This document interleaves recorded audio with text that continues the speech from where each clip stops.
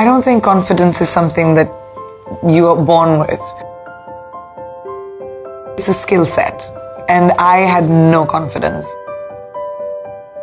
So confidence is something I taught myself over the years.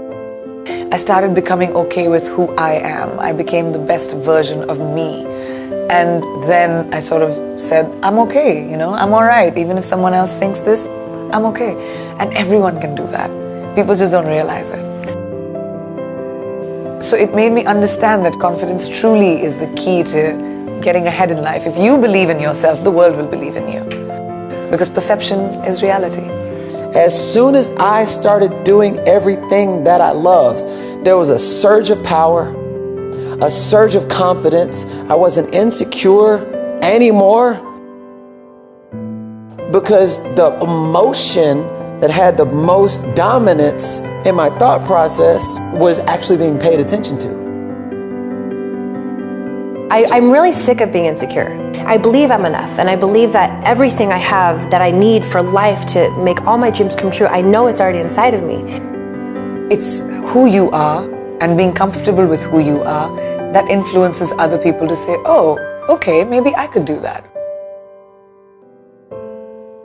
You can't wait for destiny. No one can be that. You can't be like, oh, destiny's gonna knock on my door one day. No, it won't. You have to be able to recognize opportunities.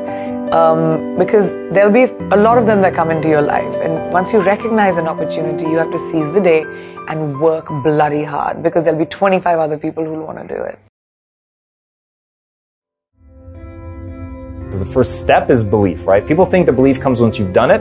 You won't even take the first step if you don't believe that you can accomplish it. So we lead with belief as a species, so you have to find a way to believe in it to move. So your mom is giving you an awesome challenge. Can you believe in the face of her doubt, right? And to me, when people doubt me, it's a gift. I love that because I believe in beauty and rage. And you need both. I need people to love me. I need to want beautiful things for myself and for others. I want to create something amazing. I want to help a lot of people. I also want to prove a lot of people wrong who don't think that I can do this. I want to crush the enemies that want to see me fail, that want to do anything they can to ensure that I fail. I spend 80% of my time here, and I spend 20% of my time here. And the irony is, as Darth Vader will tell you, there's power in the dark side. And once you learn to balance those, then you really get something interesting. And here's another way to say it. You have to know when to love yourself and know when to hate yourself.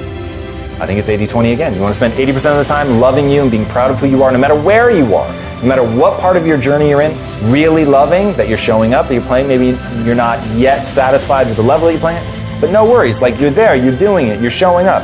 And then 20% of the time being wildly disappointed by yourself, being horrified by the fact that you were so lazy and so afraid of being cold that you wouldn't get out of bed.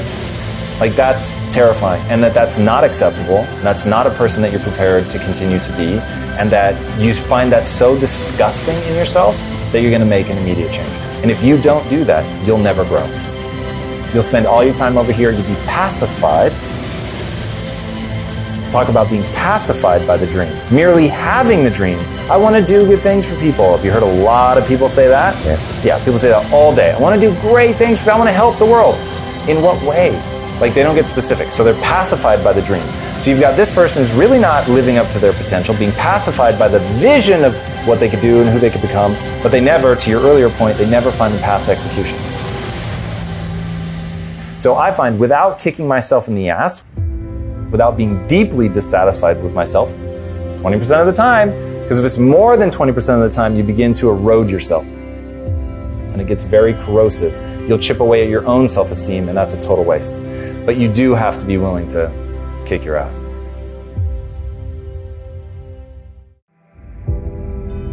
There's an African proverb that reads, "When there is no enemy within, the enemy outside can do you no harm." When you refuse to allow any doubts in your own mind, then no doubts from others will ever cloud your judgment. When you create a strong mind, there can be no other that will defeat you with their words or with their judgments. When you believe in you, you need no other to believe in you. Because others really have no say in who you will become. Only you have that say.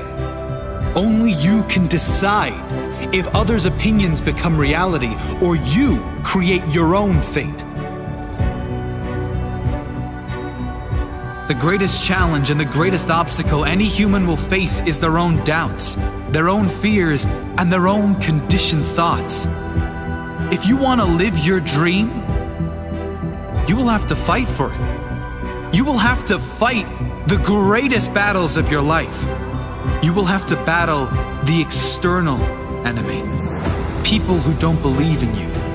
People who do you wrong. People who put you down. You will have to battle the intimate enemy. Those close to you who might do you wrong, or maybe you assume don't believe in you. Those who want the best for you, but their idea of support is to remind you of what can't be done or shouldn't be attempted. But the worst of all is the internal enemy. You will have to battle what seems like an army in your own head, an army of doubt, fear of failure, fear of judgment, lack of belief. The voices inside the head saying, I am not good enough. I'm not worthy. I want to do this, but I can't. I want to give to those I love, but I can't. I'm not worthy of love. I'll never be able to do this. I am hopeless. I've tried everything. The world is against me. No one believes in me. My life's not worth living. There is no greater pain that can be inflicted on you than your own internal enemy. Your own thoughts will cause you more pain than anyone or anything. They can be likened to a terrorist living in your soul. But when you learn to control and direct your mind, you can direct that internal voice to work for you rather than against you. You get it to work for you by creating a compelling future. A future you will be proud to achieve, proud to live through. You do this by not just having goals, but having meaningful goals. Goals that get you excited to wake up every morning. You do this by understanding what your purpose in life really is. What are you doing it all for? When you know these things, when you work on yourself daily, you can quiet that voice in your head. You can feel good enough because you are good enough. But it does take a commitment of daily practice to work on yourself. Cut out something that you spend a lot of time on that does nothing good for your life and replace it with daily work on you. Empower yourself. Set your life up to win.